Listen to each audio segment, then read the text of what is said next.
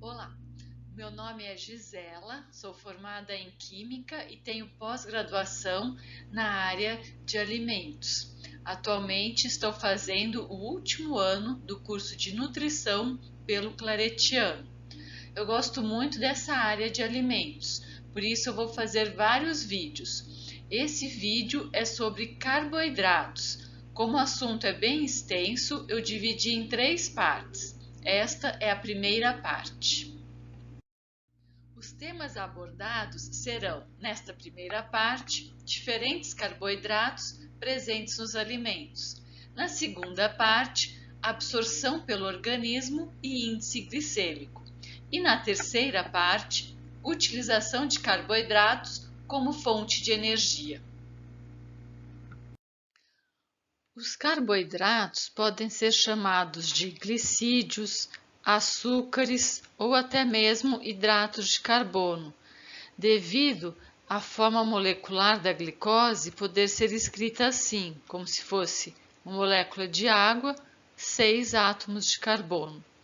Mas normalmente a molécula da glicose é escrita desta forma, e a glicose também pode ser chamada de glucose ou destrose. E também o carboidrato pode ser escrito como CHO. Os carboidratos podem ser classificados em função da sua estrutura.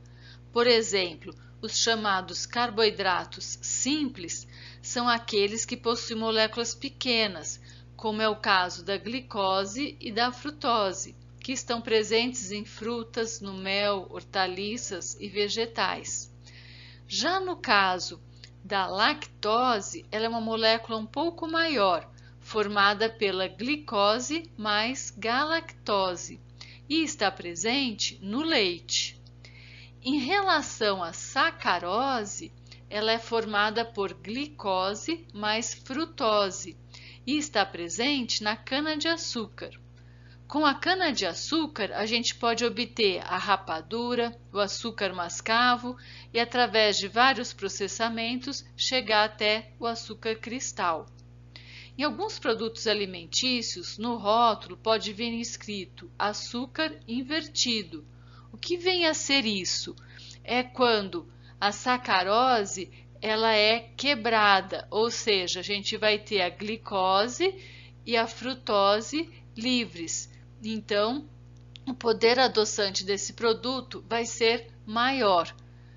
E também a gente pode ter a maltose, que é formada pela glicose mais glicose, presente na cevada. Com o tratamento da cevada, a gente obtém o malte, utilizado, por exemplo, na fabricação de algumas bebidas, como a cerveja. Os valores que estão nessa tabela representam gramas por 100 gramas de parte comestível. Então, em relação às frutas, a gente pode observar que a maçã e a pera é a que possui maior quantidade de frutose, enquanto que a uva e a cereja apresentam maior quantidade de glicose, e a banana apresenta maior quantidade de sacarose. Em relação às hortaliças e vegetais, o repolho apresenta maior quantidade de frutose, a cebola maior quantidade de glicose e a cenoura maior quantidade de sacarose. O mel apresenta frutose, glicose e pequena quantidade de sacarose. Em relação ao poder adoçante, a sacarose é utilizada como padrão. Então, se algum açúcar apresentar poder adoçante menor que 100, é porque adoça menos que a sacarose, e valor maior que 100 é porque adoça mais que a sacarose. Então, no caso da lactose, galactose, maltose e glicose, todos estes açúcares vão apresentar valores menor que 100, portanto, são menos doce que a sacarose. Enquanto que o açúcar invertido, lembra que aquele açúcar obtido através da quebra da molécula da sacarose, Então, a gente vai ter glicose e frutose livre. Dessa maneira, o poder adoçante aumenta, passa para 125. Enquanto que, no caso da frutose, o poder adoçante é ainda maior, de 174. Estes outros açúcares aqui, aspartame, sacarina, estévia e sucralose, estão presentes nos adoçantes. Como a gente pode observar, os valores são muito maiores, portanto, eles adoçam muito mais que a sacarose, sendo que a sucralose é que apresenta maior poder adoçante. Por isso que estes açúcares podem ser utilizados em pequena quantidade, porque eles são muito mais doces que a sacarose. Nessa tabela, a gente vai observar o poder edulcorante ou poder adoçante e valor energético. Então, a gente vai continuar utilizando a sacarose como padrão. A gente pode observar que o xilitol vai apresentar o mesmo poder adoçante. Entretanto, ele tem 40% de redução calórica em relação à sacarose. Enquanto a sacarose apresenta 4 quilocalorias por grama, o xilitol vai apresentar 2,4.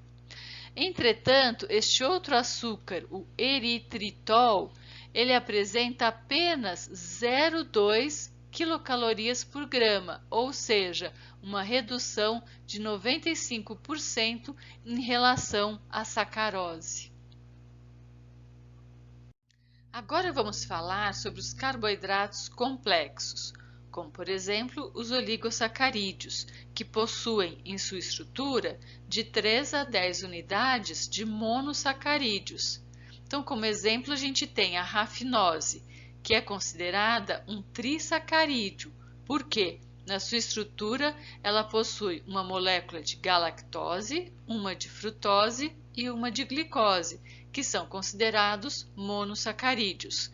Enquanto que a estaquinose é considerada um tetrassacarídeo, porque em sua estrutura ela possui 2 galactoses, uma frutose e uma glicose. Estes açúcares são encontrados em algumas leguminosas, como o feijão, a lentilha, a ervilha e a soja, e também em algumas verduras, como o repolho, a couve e o brócolis. Então, quando nos alimentamos dessas leguminosas ou dessas verduras, como a gente não possui a enzima para quebrar esta molécula no nosso intestino delgado, o que vai acontecer? Estes açúcares vão para o intestino grosso e irão servir de alimento para as bactérias que estão presentes lá. Dessa forma, pode causar flatulência, estufamento do abdômen, dor abdominal e também arrotos. Para evitar estes desconfortos, podem ser utilizados sálvia, alecrim, tomilho e funcho durante o preparo desses alimentos. Dessa forma, então, esses sintomas gastrointestinais serão amenizados. Outro exemplo de oligosacarídeos são os frutoligosacarídeos, também conhecidos como FOS, que estão presentes na alcachofra, em aspargo, na beterraba, na chicória, banana, alho, cebola, trigo e tomate, entre outros alimentos. Eles são considerados pré-bióticos, porque nós não somos capazes de absorver estes açúcares. Entretanto, eles promovem um aumento da colonização de bifidobactérias no intestino, que são bactérias benéficas que vão trazer vários benefícios ao intestino. Entretanto, a sua ingestão pode estar associada à flatulência, e isso se torna mais flagrante em indivíduos que possuem intolerância à lactose. Por isso, é recomendado a utilização de doses de 10 gramas por dia. Outro exemplo de oligosacarídeos são estes que possuem essa sigla, que significa oligosacarídeo, disacarídeo e monossacarídeo fermentáveis e polióis. Eles apresentam má absorção intestinal e rápida fermentação pela microbiota intestinal, ou seja, pelos micro-organismos presentes no intestino. Com isso, pode ocorrer produção excessiva de gás, distensão intestinal, fezes amolecidas e hipersensibilidade visceral. Quando isso ocorre, a gente diz que a pessoa está com síndrome do intestino irritável. Neste quadro estão alguns alimentos fontes destes oligosacarídeos, como é o caso dos frutanos, que estão presentes nesses alimentos, dos galactanos, que estão presentes nesses outros alimentos, da lactose, da frutose e dos polióis presentes nesses alimentos. Então, quem possui a síndrome do intestino irritável é preferível que consuma esses alimentos em menor quantidade. Neste quadro, nós temos exemplos de alimentos com baixo teor destes oligosacarídeos, como, por exemplo, vários cereais, vários produtos lácteos, várias frutas, vegetais, leguminosas e também adoçantes. Então, quem possui a síndrome do intestino irritável pode utilizar um desses alimentos aqui sem correr o risco de ter os sintomas desagradáveis. Agora nós vamos falar sobre os polissacarídeos, que são moléculas de açúcares muito grandes, às vezes têm mais de 100 unidades de monossacarídeos ligadas entre si, como é o caso de glicogênio, presente nos animais, e do amido, presente nos vegetais. Tanto o glicogênio como o amido possuem apenas moléculas de glicose ligadas entre si, como é o caso também da celulose, que possui apenas moléculas de glicose ligadas entre si. E tanto a celulose como hemicelulose, lignina, mucilagens, gomas e pectinas irão funcionar como fibras alimentares.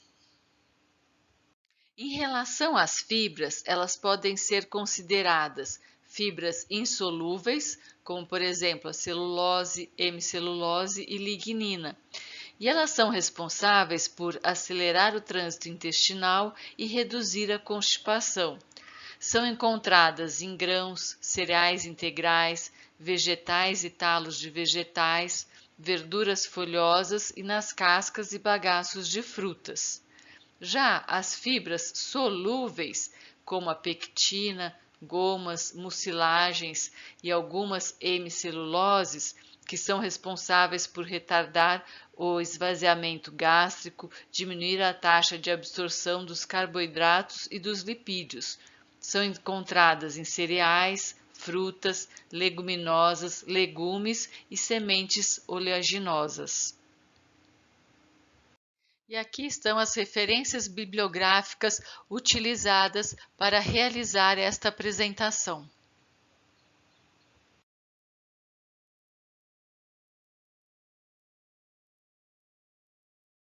Muito obrigada pela atenção. Espero que tenham gostado. Até uma próxima.